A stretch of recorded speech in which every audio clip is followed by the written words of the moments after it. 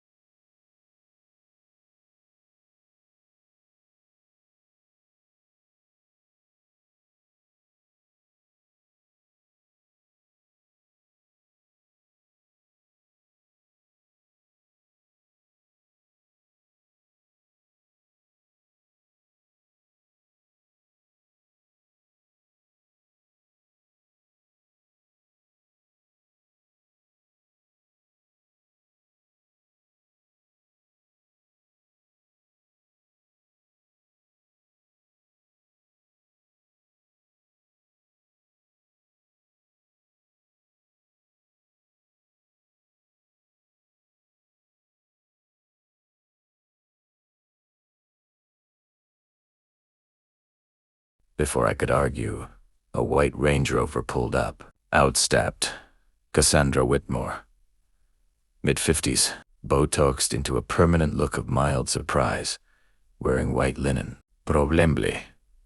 Rey se aske. This gentleman claims he owns the development. I showed the deed photo. Her smile went sharp. That's adorable. You know, just enough to be dangerous. She handed me a business card. Brian Keir, our attorney. Frivolous, she said. All 96 houses are sold. Pre-construction sales totaled $16 million. Families moving in by Thanksgiving. That night, I spread Grandpa's documents across my kitchen table.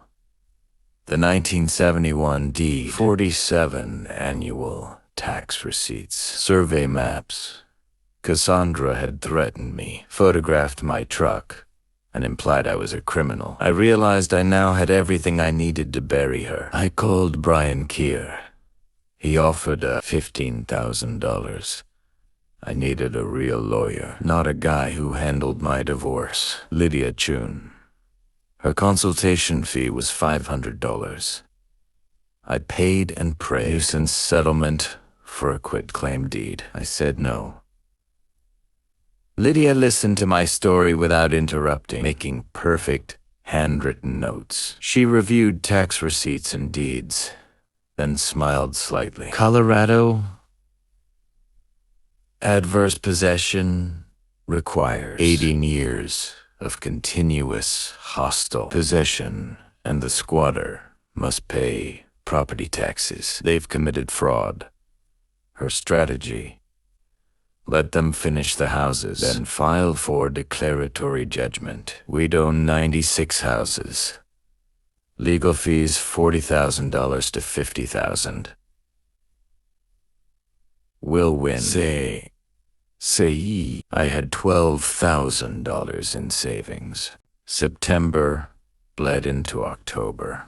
I drove past Ridgeline Heights twice a week, panicking on public roads, phone camera running. Every time-stamped photos became evidence. Cassandra spotted me during the third week, called the sheriff, but I stayed on public roads. Every move she made dug her grave deeper. Framers swarmed, plumbers hauled PEX tubing, electricians snaked wires.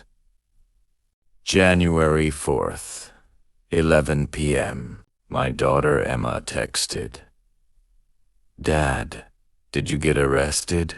Cassandra had posted on Facebook, "I was stalking families, making residents feel unsafe." Photos of my truck with license plate circled. Hundreds shared.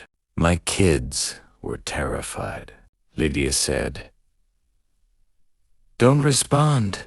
It's evidence of malice." That night, I documented every share, comment, and message.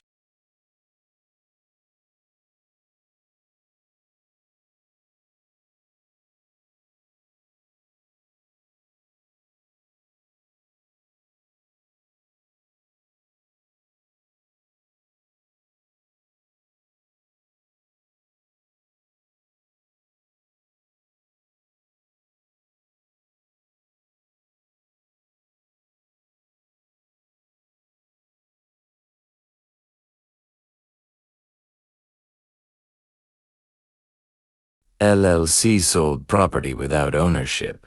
By Christmas, 84 houses were occupied. Families hung lights. Kids built SNOWMEN.